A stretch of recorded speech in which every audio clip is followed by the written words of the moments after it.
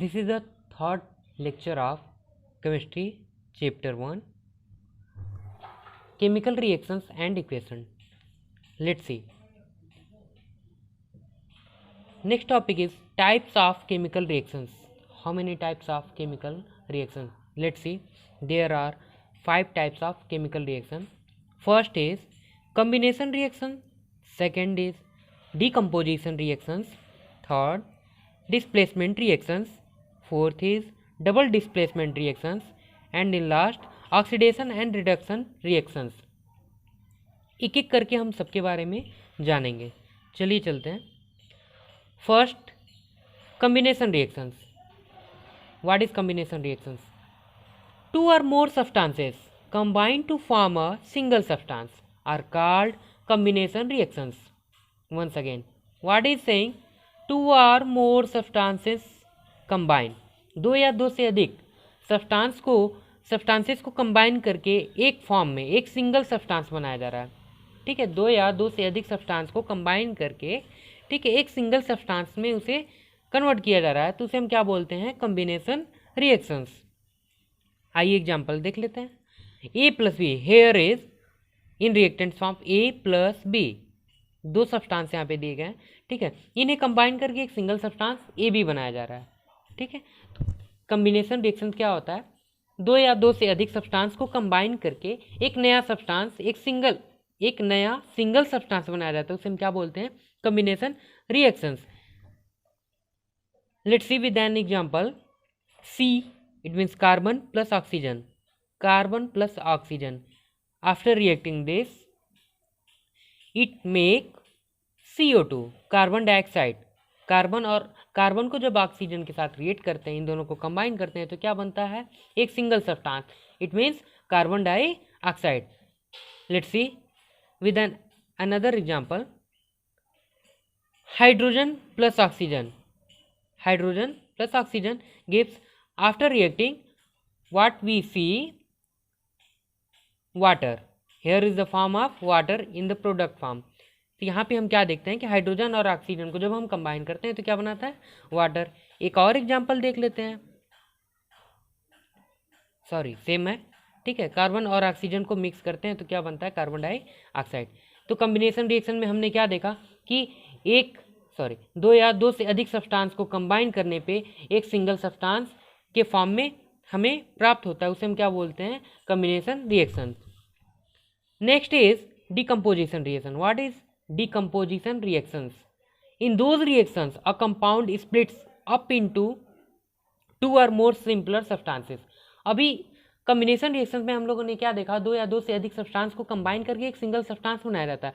और decomposition reactions में हम क्या देखते हैं कि कंपाउंड्स जो होते हैं, ठीक है, कंपाउंड्स जो होते हैं उन्हें ब्रेक करके, उन्हें स्प्लिट्स करके दो या दो से अधिक सिंपल सब्सटेंस के रूप में कन्वर्ट किया जाता है. Let's see A B. Here is A B.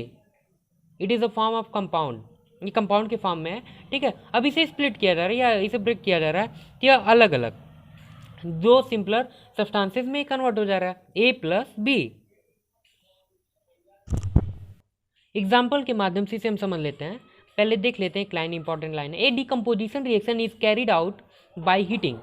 एक डिकम्पोजिशन रिएक्शन जो होता है यह हीटिंग के द्वारा कैरी आउट करता है. It is called thermal decomposition. इसे हम क्या बोलते हैं? Thermal decomposition. अब यहाँ पे पॉइंट है, energy is required in the form of heat. First point है, ठीक है, थर्मल डिकम्पोजिशन में कि एनर्जी की आवश्यकता होती है. किस फॉर्म में? हीट के फॉर्म में. रिएक्शन को, डिकम्पोजिशन रिएक्शन को एनर्जी की आवश्यकता होती है. किस फॉर्म में? हीट के फॉर्म में. ये पहला पॉइंट है. यहाँ पे देख लेते हैं. 2FeSO4 which is in green form, जो कि ग्रीन फॉर्म में. इसे डिकम्पोजिंग के लिए हीट की आवश्यकता होती है. ठीक है, पहला रिएक्शन है जिसे हीट की आवश्यकता होती है. एनर्जी की जरूरत है, लेकिन किस फॉर्म में? हीट के फॉर्म में. तो ये डिकम्पोज हो रहा है. ठीक है, ये ब्रेक डाउन हो रहा है किसमें? Fe2O3.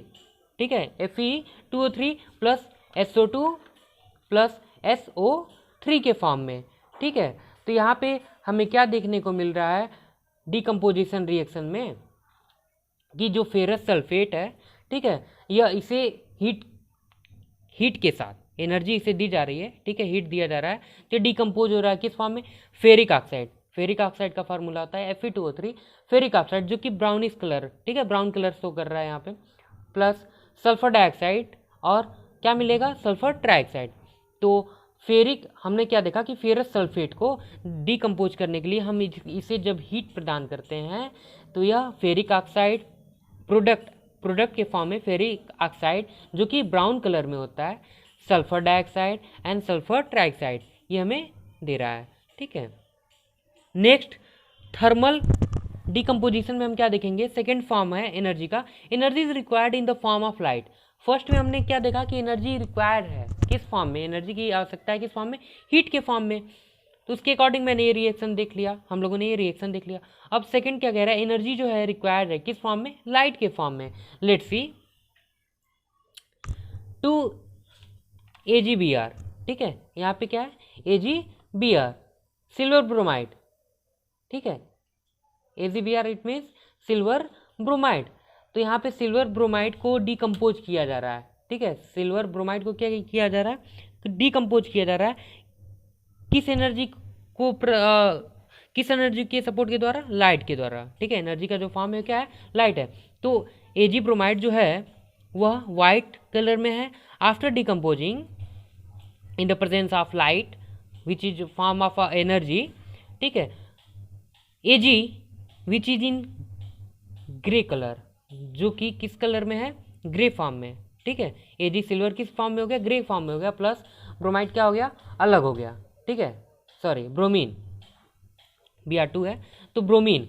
तो यहाँ पे हमने क्या देखा कि सिल्वर ब्रोमाइड है जो कि वाइट कलर में है, ठीक है ना, और after decomposing in the presence of light यह किस कलर में हो जा रहा है, ग्रे कलर में हो जा रहा है। सिल्वर किस फॉर्म में हो जा रहा है, ग्रे कलर में हो जा रहा है, एंड उसके साथ यह एक और फॉर्म में टूटता है, ठीक है, जिसे हम क्या कहते हैं, ब्रोमीन, ठीक है। तो यहाँ पे हम लोगों ने देखा कि डिकम्पोजिशन रिएक्शन में हमें एनर्जी की ज़रूरत होती है अलग अलग फॉर्म में, पहला तो हीट हो गया, सेकेंड हो गया लाइट। यहाँ पे सिल्वर ब्रोमाइड को ब्रेक होते हुए, डिकम्पोज होते हुए हमने देख लिया, तो यह दो अलग अलग सिंपलर सब्सटेंसेस में ब्रेक हो रहा है, पहला है सिल्वर प्लस दूसरा क्या है, ब्रोमीन। तो जो कि सिल्वर हमें प्राप्त हो रहा है, मिल रहा है, वो हमें किस फॉर्म में मिले, किस कलर में मिल रहा है, ग्रे कलर में, जो कि पहले सिल्वर ब्रोमाइड के साथ वाइट कलर में था। Next energy is required in the form of electricity. अब एनर्जी जो है हमें किस फॉर्म में चाहिए, इलेक्ट्रिसिटी के फॉर्म में, ठीक है। ये भी डिकम्पोजिशन रिएक्शन के तीनों पार्ट्स हैं अलग अलग, ठीक है। तो रिएक्शन देख लेते हैं, एग्जाम्पल 2H2O वाटर, डिकम्पोज किया जा रहा है वाटर को किसके प्रेजेंस में, इलेक्ट्रिसिटी के प्रेजेंस में, किसके प्रेजेंस में, इलेक्ट्रिसिटी के प्रेजेंस में। तो ये दो सिंपलर फॉर्म में क्या हो जा रहा है, दो सिंपलर सब्सटेंस में यह ब्रेक हो जा रहा है। तो पहला क्या हुआ है, हाइड्रोजन, दूसरा ऑक्सीजन। तो यहाँ पे वाटर है, इसे इलेक्ट्रिसिटी दी जा रही है, ठीक है, डिकम्पोज करने के लिए। तो after decomposing with the presence of electricity it broke down into simpler substance, first is hydrogen and oxygen, understood.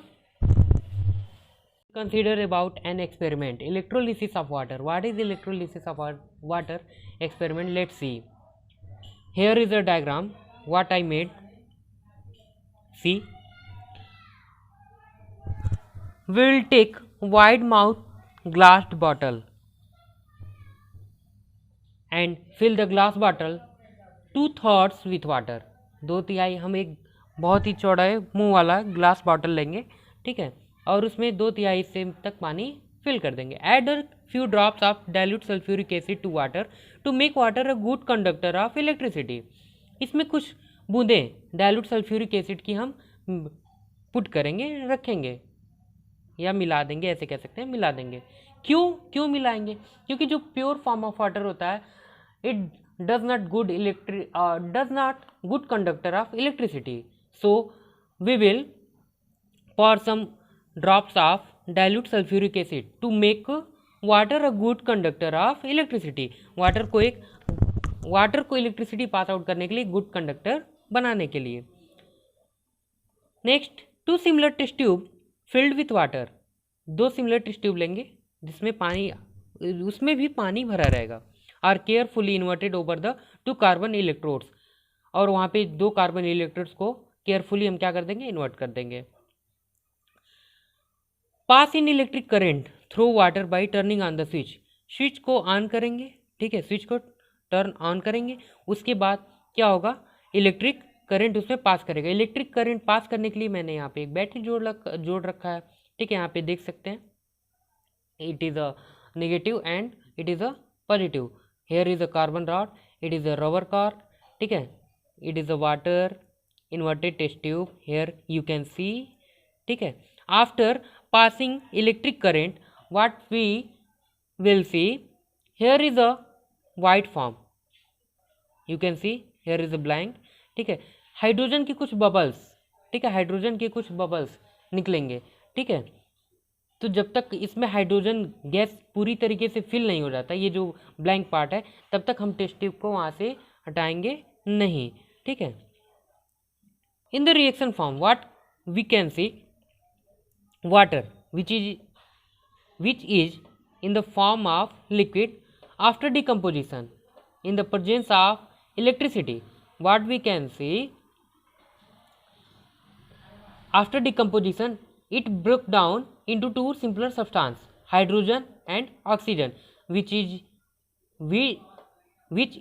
in gaseous form, ठीक है। यहाँ पे वाटर को लिया गया जो कि लिक्विड फॉर्म में है, इसे डिकम्पोज करने के लिए इलेक्ट्रिसिटी की नीड है, ठीक है, इलेक्ट्रिसिटी की नीड है। तो इलेक्ट्रिसिटी के प्रेजेंस में यह क्या होता है, दो सिंपलर सब्सटेंसेस में टूट जाते हैं, ठीक है, हाइड्रोजन और ऑक्सीजन, जैसा कि फिगर में आप लोगों को दिखाया जा रहा है, ठीक है।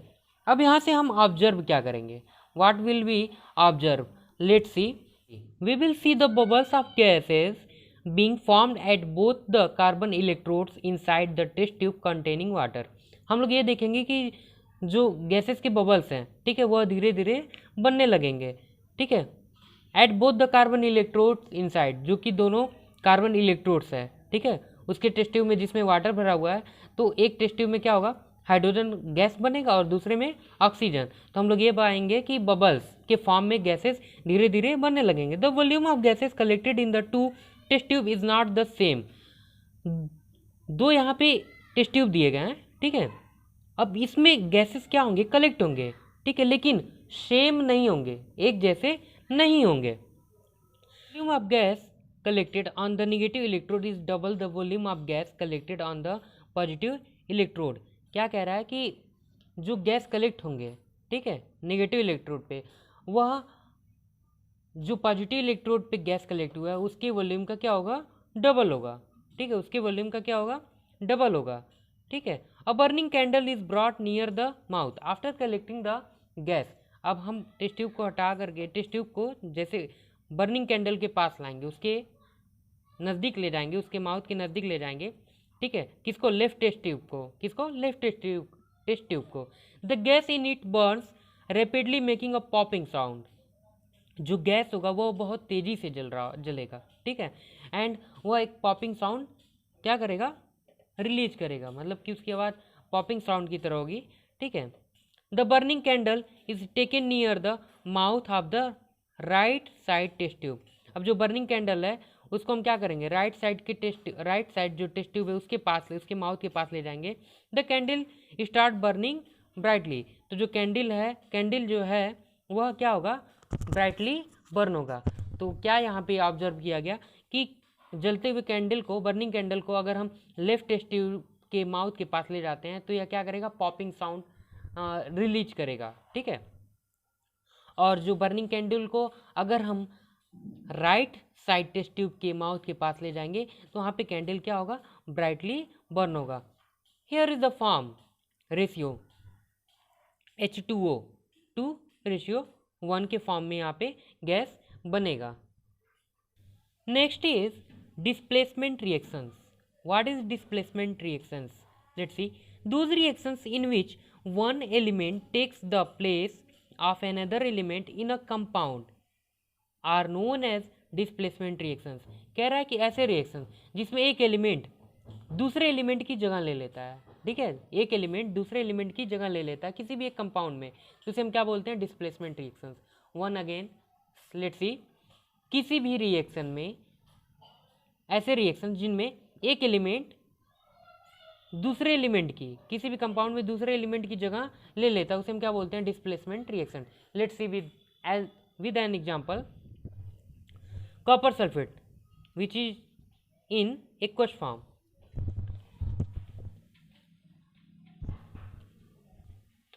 CuSO4 plus Fe which is in solid form. After reacting this, Fe take the place of Cu. Fe takes the place of Cu. It makes FeSO4 ferrous sulfate which is in also aqueous form, aqueous solution plus Cu copper जो कि solid के form में। तो यहाँ पे हमने क्या देखा कि कॉपर सल्फेट को हम फेरस Fe के साथ क्या करते हैं, रिएक्ट करते हैं, तो Cu की जगह क्या ले लेता है, Fe ले लेता है। ठीक है, यहाँ पे ये ब्लू कलर का है, ठीक है, आप देख सकते हैं ये ब्लू कलर का कॉपर सल्फेट है, और जगह लेने के बाद यह क्या हो जाता है, फेरस सल्फेट किस में बदल जाता है, ग्रीन कलर में। ठीक है, तो Cu की जगह Fe ले रहा है। क्यों ले रहा है अभी इसको आपको बता दिया जाएगा। ठीक है, यहाँ पे आप देख सकते हैं ब्लू सोल्यूशन आपका कॉपर सल्फेट का, यहाँ पे एक आयरन नेल है, ठीक है, पुट किया गया। अब यहाँ पे CuSO4 है, तो यहाँ पे क्या हो रहा है, Fe उसकी जगह ले रहा है। ठीक है, red brown layer of copper metal and iron nail. अब यहाँ पे इस पे जो कॉपर मेटल है, ठीक है, आयरन नेल का, ठीक है, इस पे यह क्या हो जा रहा है, रेड ब्राउन कलर का हो जा रहा है। ठीक है, और यहाँ पे लाइट ग्रीन सॉल्यूशन आप देख सकते हैं कि FeSO4 का हो गया। तो यहाँ पे Fe जो है क्या कर रहा है कि Cu की जगह ले रहा है। ठीक है, तो वही बोला जा रहा है, डिस्प्लेसमेंट रिएक्शन में क्या होता है कि एक एलिमेंट जो है दूसरे एलिमेंट की जगह ले लेता है किसी भी एक कंपाउंड में, जिसे उसे हम डिस्प्लेसमेंट रिएक्शन के नाम से जानते हैं। In this reaction iron displace Cu from CuSO4। यहाँ पे क्या हो रहा है, Cu को डिस्प्लेस कर दिया जा रहा है CuSO4 से, because iron is more reactive than copper. क्यों, क्योंकि आयरन क्या है, कॉपर से ज़्यादा रिएक्टिव है। एक और एग्जाम्पल देख लेते हैं, 2Na sodium which is reacting with water, जो कि लिक्विड फॉर्म में है, सोडियम सॉलिड फॉर्म में। यहाँ पे हम देख सकते हैं सोडियम है और वाटर है, इसको रिएक्ट किया जा रहा है। ठीक है, after reacting this what we see, sodium hydroxide in the form of product. हम यहाँ पे देख सकते हैं सोडियम को वाटर के साथ रिएक्ट किया जा रहा है, तो हमें क्या मिल रहा है, सोडियम हाइड्रोक्साइड। अब यहाँ पे क्या हो रहा है, हाइड्रोजन को क्या किया जा रहा है, डिस्प्लेस कर दिया जा रहा है। ठीक है, हाइड्रोजन को क्या कर दिया जा रहा है, डिस्प्लेस कर दिया जा रहा है, किसके द्वारा, Na के द्वारा, सोडियम के द्वारा। तो क्या बन जाता है, सोडियम हाइड्रोक्साइड, और हाइड्रोजन गैस अलग हो जा रहा है। बिकॉज क्यों, because sodium is more reactive than hydrogen. अब यहाँ पे देखिए, आप लोग सोच रहे होंगे कि कैसे पता चल रहा है कि कौन किससे ज़्यादा रिएक्टिव है, तो इसके लिए एक सीरीज आती है, अभी बता दिया जाएगा। ठीक है, एक और एग्जाम्पल देख लेते हैं तब तक। जिंक सल्फेट ZnSO4 को Cu कॉपर के साथ रिएक्ट किया जा रहा है, तो यहाँ पे कोई रिएक्शन नहीं होगा। यहाँ पे क्यों नहीं, कोई रिएक्शन नहीं होगा, क्यों नहीं होगा, क्योंकि because copper is less reactive than zinc. क्योंकि जो कॉपर है वह जिंक से क्या है, लेस रिएक्टिव, मतलब कि कम रिएक्टिव है, उसके पास पावर कम है, इसलिए वह उसको हटा नहीं पा रहा है उसकी जगह से।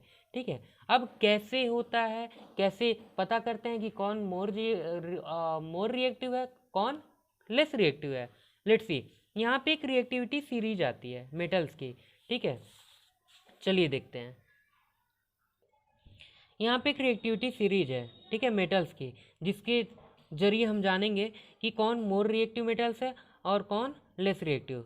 ठीक है, let's see, here is the in first position potassium, sodium, calcium, magnesium, aluminium, zinc, iron, tin, lead. Here is a hydrogen. ठीक है, अब यहाँ से हाइड्रोजन एक तरह से हम समझ लेते हैं मीडिएटर है। ठीक है, मिड पॉइंट है इसके ऊपर। ठीक है, इसके ऊपर जितने भी हैं ये सभी क्या हैं, ये ऐसे मेटल्स हैं, those metals are more reactive than hydrogen, ये हाइड्रोजन से क्या है, ज़्यादा रिएक्टिव हैं। And in the bottom copper, mercury, silver, gold. अब यहाँ पे ये ऐसे मेटल्स हैं, these metals are less reactive than hydrogen, hydrogen से ये सभी क्या हैं, कम रिएक्टिव हैं। ठीक है, हाइड्रोजन से ये सभी क्या हैं, कम रिएक्टिव। ठीक है, तो यहाँ पे देखिए अब याद कैसे होगा, इतना बड़ा तो बना हुआ है। ठीक है, ये सीरीज अब लर्न कैसे होगी, तो देखते हैं, पहले तो हम सबका सिंबॉलिक फॉर्म देख लेते हैं, ठीक है। Potassium K, sodium Na, calcium Ca, magnesium Mg, aluminium Al, zinc Zn, iron Fe, tin Sn, lead Pb, hydrogen H, copper Cu, mercury Hg, silver Ag, gold Au। अब याद कैसे होगा, ठीक है, इतना टफ है, इतना बड़ा है। देखते हैं, जो सिंबॉलिक फॉर्म है उसी को मैंने मॉडिफाई किया हुआ है थोड़ा सा लर्निंग पॉइंट ऑफ व्यू से, ठीक है। ट्राई करते हैं, क्यों नहीं याद होगा। के कह दो, के स्टैंड फॉर कह दो, Na ना, Ca कार, Mg मिलेगी, Al आल्टो, Zn जेन, Fe Ferrari, Sn Celine, Pb public, Cu curious, Hg होगी, Ag सिल्वर, Au ऑडी। कैसे याद करेंगे, ऐसे तो बोलेंगे नहीं, कह दो ना, ऐसे तो नहीं, कह दो ना, कार मिलेगी आल्टो जेन फरारी सलीन, कह दो ना, कार मिलेगी Alto Zen Ferrari Saleen, public curious होगी, silver Audi. Understood? Once again, कह दो ना, कार मिलेगी Alto Zen Ferrari Saleen, public curious होगी, सिल्वर ऑडी। तो ये तरीका है, ठीक है।